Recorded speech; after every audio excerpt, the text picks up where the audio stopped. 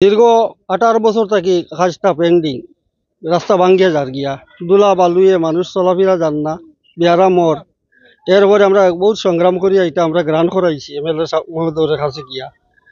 তাই কইছেন আমি সুন্দর করে রাস্তা মারাই দিমু, আমি আপনারা চিন্তা করবো না। এখন যে রাস্তা আরম্ভ করছে, আমরা কতজনে ঘাট দিছি, ঘাট দিয়ে কোনো মতো হওয়ার দিকে কিছু করাইছে। 12টা 1টা বাজি গেছে, আমরা ঠান্ডার দিন, বয়স্ক মানুষ। এরপরে তারা কাজও আরম্ভ করছে রাত্রে তাড়াতাড়ি করিয়া। এই অবস্থা, তেল না কোথা দিছে ওই তো 1 ইঞ্চি, আমরা কইছি 1 ইঞ্চি কেনে, তারা কই 1 ইঞ্চি দিত। 1 ইঞ্চি দিলে তো লাস্টিং করতো না, 3 ইঞ্চি অন্যান্য জায়গা তোর।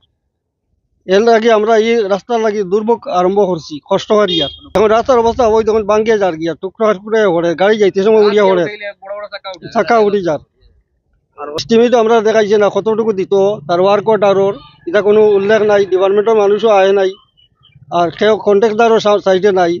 তারা লেবারে কাজ করে, আমরা তারা সাহায্য কিতা করতাম, সব সাহায্য করছি। কিন্তু আমরা আজ টাকাটাকি করি যার এইটা কিন্তু আমরা সরকারের এটা বিকাশের নীতি নি না, ওটা নীতি আসামের বিকাশ।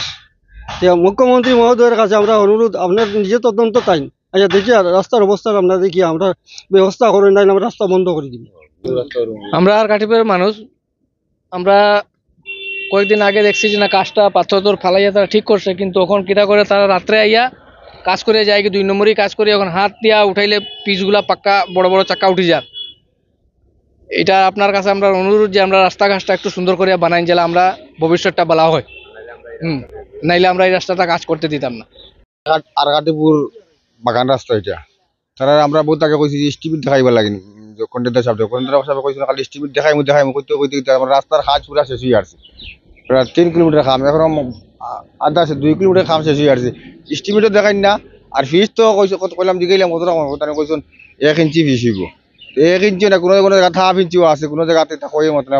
আর আজকে 2 দিন হয়েছে না হবে রাস্তার কাজ করার, কিন্তু ফিস সারা উঠিয়ে শেষ হয়ে আসছে। আর পাথর তো মেটেলিং তো মারছে মোটামুটি, এখন তো ফিস তো এটা অটোমেটিক উঠিয়ে যাবে। আপনারা দেখার কিরকম উঠিয়ে যাবে, 2 দিন ঘন্টা ফিস করবার, আজকে 2 দিন হয়েছে ফিস করবার, ফিস সারা অটোমেটিক উঠিয়ে যাবে। ইবাই নাই हमारे देखा मामा तो खाली दुर्नीति बुढ़ा बेटा बिया करবার আগে সারা দরিয়া নিচে গা এখন ওটা কন্ট্রাক্টর তার দরিয়া পা জেল খাওয়াই তো মামা খালি 18 বছর বিয়া করলি 14 বছর বিয়া করলি ওটা কর দেখা আর কোন কন্ট্রাক্টর তার কিছু দরিয়া নিয়ে খাওয়াইতে পারে না। পাবলিক টাকা পাই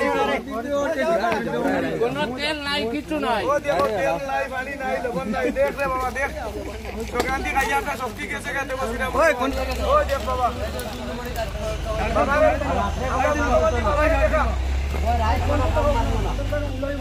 রাত্রে মানুষ